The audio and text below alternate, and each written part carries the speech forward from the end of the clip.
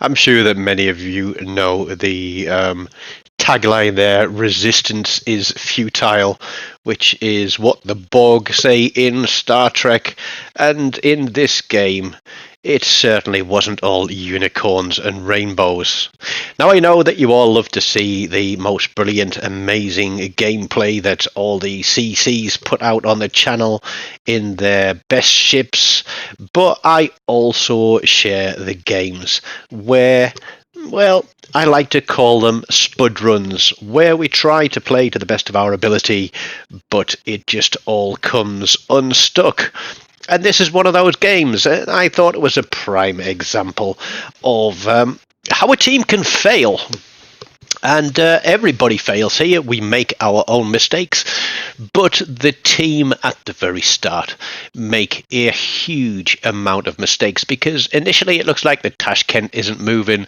The team completely abandon ACAP and head into the centre. And we have a battleship and a cruiser that are going to run straight away and hide behind an island. And this is a behaviour in the game that I absolutely despise. Especially when it's something like a Bismarck, which is an absolutely awesome battleship with great secondaries. You've got sonar, and early game like this, if you've got HE loaded along with those secondaries and sonar, you can push a cap if you've got destroyers out spotting for you, and you can do a heck of a lot of damage. Now you'll see there that ACAP is completely abandoned. Red team have rushed Bravo Cap and managed to turn that within 1 minute and 45 seconds. The Azuma is there. I pop my smoke because I'm thinking, let's get some fires on this guy. Let's do some damage. Now I'm screened from torpedoes from destroyers that are in there by this island to my side. But there are 4 destroyers in this game, a Kagero, a Yadachi, and I think it's 2 Z44s there on red team. We can see one of the Z44s. We know the Azuma's out there as well. We can see the shots coming in from the corner. Our cruiser and the Bismarck are parked near the back. The other 2 are parked north of B Camp. We've got a Suzuki just stuck behind the edge of a mountain. And we lose the Veneto to a flood from one of the Z44s. So there's a lack of attention going on around here with what could potentially be life-saving moves. Will to rebuild is a good one. So if you know somebody's running it, you can push in. And having lost the Tashkent to a wall of skill, and I say to Tim at this time, Tim, we can't sit in these smoke screens forever. The chances are those Z44s are running torpedo reload. And then Tim says, oh dear, and that's him out of the game. We are 3 ships down.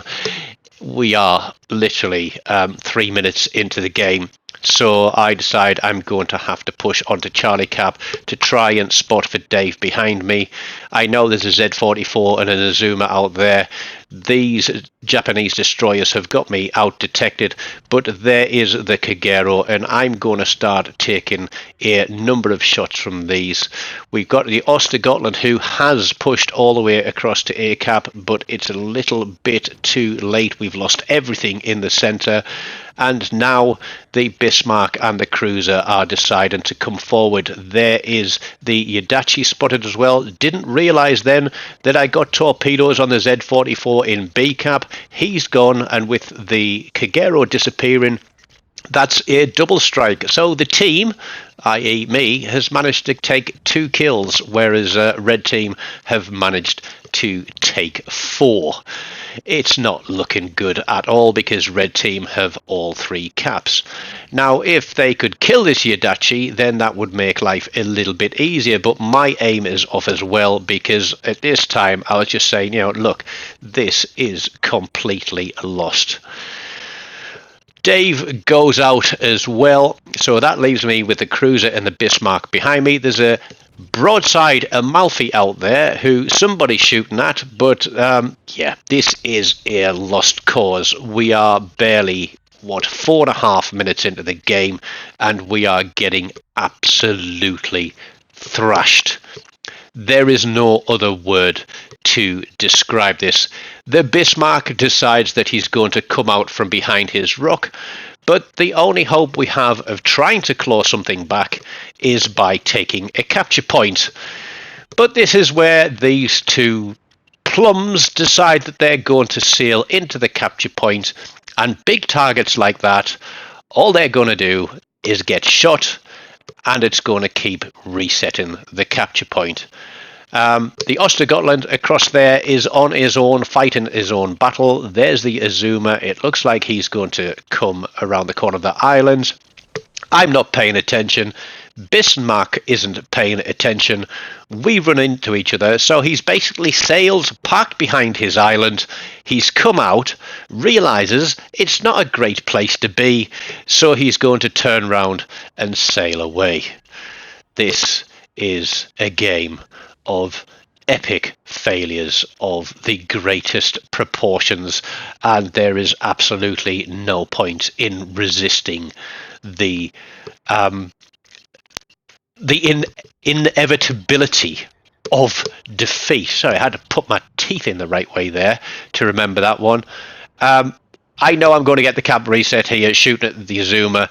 I know I'm nearly dead, but to be honest, at this point of the game, I just wanted to be dead, buried, and out of it. I don't know what our Bismarck is doing. Is he going to try and get a flanking shot on the Azuma? No, he's going to run straight into a main. He's also going to be broadside to a Georgia W if he turns in towards the main. He has two battleships, one on his right, one in his front, and the Azuma on his left-hand side. The cruiser is charging through the cap. The Östergötland has made headway, and he's managed to kill the cruiser that was out there on A cap and successfully take it. Now, we are 450 points down. We're not even halfway through the game. Look, there's the Bismarck. He's put his sonar on. How great is that? But with the main and the Azuma, the main takes him down with secondaries because he stuck himself out broadside to that Georgia W out there. And I'm like, mate, there is absolutely no point in playing this game anymore. I've got under 1,500 hit points. Obviously, the Kitakaze doesn't have all the torpedoes that the Z44, the Kagero, or the Yadachi have. I know that there's one Z44 and there's the Yadachi out there still. And yeah, there's nothing we can do about this. So at this stage of the game, we're just looking. It's taking a big fat L. Are we allowed to say L is big and fat, or is that being sizist? But another thing that is rather large and rather juicy is the broadside of that Georgia W. And so the fact that I'm being tracked by the Z44, I'm trying to lead these guys away and see if I can take another ship off the map. We're going to use our torpedo reload booster. We're going to put the torpedoes out to that Georgia W, and then we are going to continue to kite away, because I've got no doubt that whichever destroyer is tracking me is pinging the map with my direction. And as long as I was located, which I'm not now, that Z44 is going to be directing the team towards me. Georgia W takes a couple of torpedoes. He takes another one. We don't get lucky with a dev strike, and so we just take a short little turn here to get around this island, because yeah, his damage control is going to run out, isn't it? And you know what that means.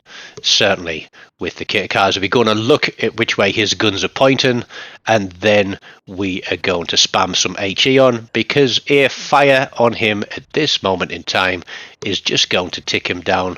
There he goes. We're behind the islands, and what surprised me here is, even though I'm not spotted as we pick up a high caliber, so we've certainly done our work here, is somebody blind fires me across the top here, and pretty much almost, in fact there, lands a shell on me. And that was one heck of a blind shot to land something on me when I was undetected. But that is the Georgia W gun. 3 kills out of 4 for the team. As I said, I try to play to the best of my ability, win or lose, do what we can. Now, our Ostergotland is still looking quite healthy, and he's got those super fast torpedoes and probably a very quick reload on him. Now, potentially he could have gone to Bravo Club, but I can see that there is a cruiser inside of there. That's the Azuma. There is the Adachi, who's low health, and I'm thinking, come on, you can do this, you can do this. You can get rid of this guy, and then we can try and take out this battleship behind us. Maybe we've got a chance of pulling this back with kills in the closing minutes. He takes the Adachi out with a torpedo. He's lost the majority of his hit points. The Z-44 opens with guns and takes him out. I've got literally a tickle on me. We take the Z-44's engine. We pick up a Confederate, but it's too late. We are dead and buried, and the game is over. So we opened with a double strike. We pick up a high caliber and a Confederate, perhaps because there was nobody left in the team to take any hit points off red team. But we played as hard and as long as we could, finishing top of the board with Dave finishing in 4th slot, and unfortunately Tim, who was a tiny bit of a dope and a smoke this time, finishing down there near the bottom of the table. But we played as best as we could. We just didn't make the right decisions at the right time, but we will try and try again. So it just goes to show that even playing as a division, you aren't unbeatable. So smash the like button, leave me a comment, subscribe to the channel if you haven't already done so, and as always, take care of yourselves and goodbye.